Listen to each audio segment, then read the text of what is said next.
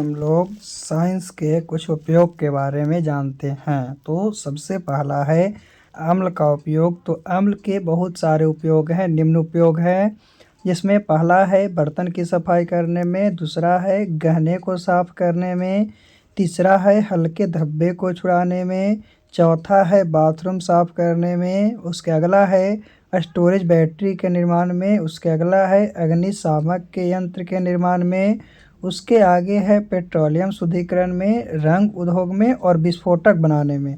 तो ये सब उपयोग अम्ल का है। एक बार फिर से देखते हैं कि अम्ल का उपयोग बर्तन की सफाई करने में, गहने को साफ करने में, हल्के धब्बे को छुड़ाने में, बाथरूम साफ करने में, स्टोरेज बैटरी के निर्माण में, अग्निशामक के यंत्र निर्माण, अग्निशामक जो है उसको बनाने के लिए भी अम्ल का उपयोग करते हैं। फिर है पेट्रोलियम को शुद्धिकरण में, पेट्रोलियम को शुद्ध करने के लिए भी अम्ल का उपयोग किया जाता है।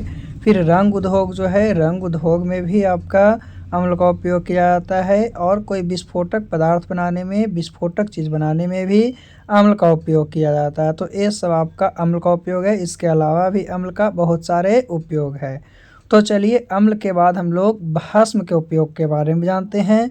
तो भस्म के भी बहुत सारे उपयोग है, निम्न उपयोग है, जिसमें सबसे पहला है साबुन बनाने में, यानी साबुन बनाने में भस्म का उपयोग, दवा निर्माण में भस्म का उपयोग, सीमेंट उद्योग में भस्म का उपयोग, जल के शुद्धिकरण में भी भस्म का उपयोग, उजला पेंट बनाने में भस्म का उपयोग, मकान की पुताई करने में भस्म का उपयोग, ब्लीचिंग पाउडर बनाने में भस्म का उपयोग, जल में उपस्थित कीटाणुओं को मारने में, जल में जो मौजूद कीटाणु है उसको मारने में, फिर जल की कठोरता को दूर करने में भी भस्म का उपयोग किया जाता है। तो ये सब आपका जो उपाय है भस्म का, क्या क्या में, तो साबुन निर्माण में, दवा निर्माण में, सीमेंट उद्योग में, जल के शुद्धिकरण में, उजला पेंट बनाने में, मकान की पुताई करने में, पोचाड़ा जिसको बोलते हैं उसको करने में, फिर ब्लीचिंग पाउडर बनाने में, क्योंकि ब्लीचिंग पाउडर को बनाने में भी भस्म का उपयोग होता है। फिर जल में मौजूद उपस्थित कीटाणु जो है उसे मारने के लिए भी भस्म का उपयोग किया जाता है। फिर है जल की कठोरता, जो जल में कठोरता है उसको दूर करने के लिए भी भस्म का उपयोग किया जाता है। और भी बहुत सारे उपयोग है भस्म का। तो अब हम लोग भस्म के बाद लवण के उपयोग के बारे में जानते हैं कि लवण का क्या उपयोग है।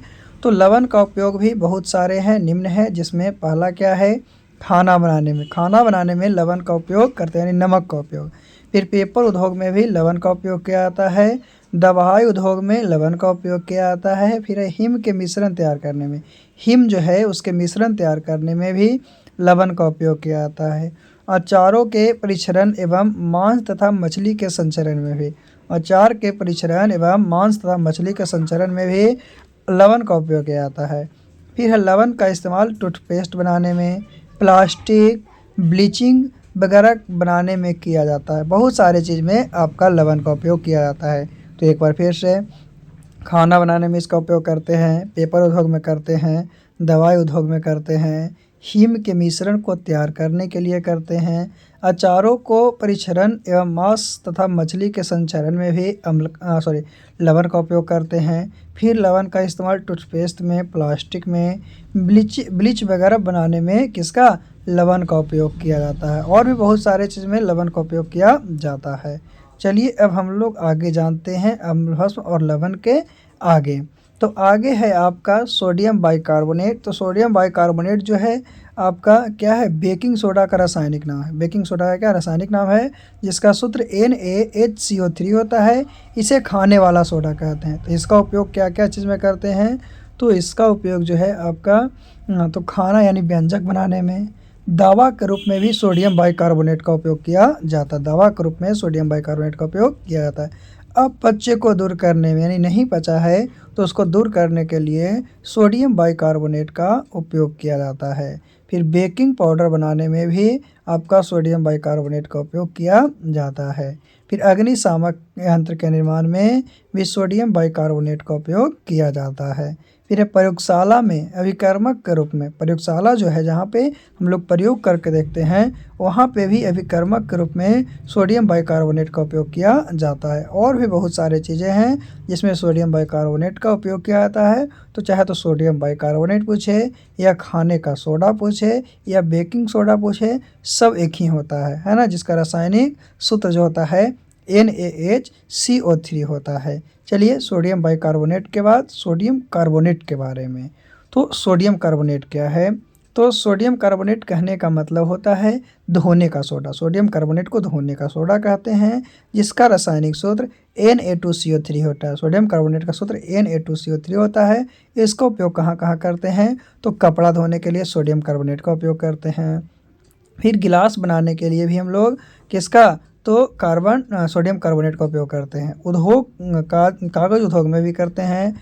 खारे जल को खारापन दूर करने में, खारा जल है उसके खारापन को दूर करने में करते हैं। साबुन बनाने में अभिकर्मक के रूप में प्रयोगशाला में करते हैं। साबुन जब बनाते हैं तो भी हम लोग करते हैं, या अभिकर्मक के रूप में इसका उपयोग हम लोग किसके रूप में? तो प्रयोगशाला के रूप में कहते हैं। तो सोडियम कार्बोनेट को हम लोग क्या कहते हैं? धोने वाला सोडा कहते हैं। क्या कहते हैं? धोने वाला सोडा। तो धोने वाला सोडा कहे या सोडियम कार्बोनेट कहे एक ही होता है, जिसका सूत्र जो है आपका तो Na2CO3 होता है। चलिए अभी हम लोग 4-5 उपयोग के बारे में जानेंगे, जैसे कि अम्ल का, लवण का, भस्म का, सोडियम बाइकार्बोनेट का और सोडियम कार्बोनेट का। इतना उपयोग हम लोग जान चुके हैं। एक हम लोग जानते हैं अभी प्लास्टर ऑफ पेरिस के बारे में। तो प्लास्टर ऑफ पेरिस क्या है? देखिए प्लास्टर ऑफ पेरिस जो है उसका रासायनिक सूत्र CaSO4 इंटू हाफ H2O होता है। प्लास्टर ऑफ पेरिस का रासायनिक सूत्र CaSO4 इंटू हाफ H2O होता है। इसे कैल्शियम सल्फेट हेमीहाइड्रेट कहते हैं। इसको क्या कहते हैं? Calcium sulphate hemihydrate. इसका उपयोग तो प्लास्टर ऑफ पेरिस का उपयोग मूर्ति बनाने के लिए प्लास्टर ऑफ पेरिस का उपयोग किया जाता है। फिर हड्डियों को जोड़ने में, किसमें? हड्डियों को जोड़ने में आपका प्लास्टर ऑफ पेरिस का उपयोग किया जाता है। फिर सजावट के सामान बनाने में, किसमें? सजावट के सामान बनाने में भी हम लोग प्लास्टर ऑफ पेरिस का उपयोग करते हैं।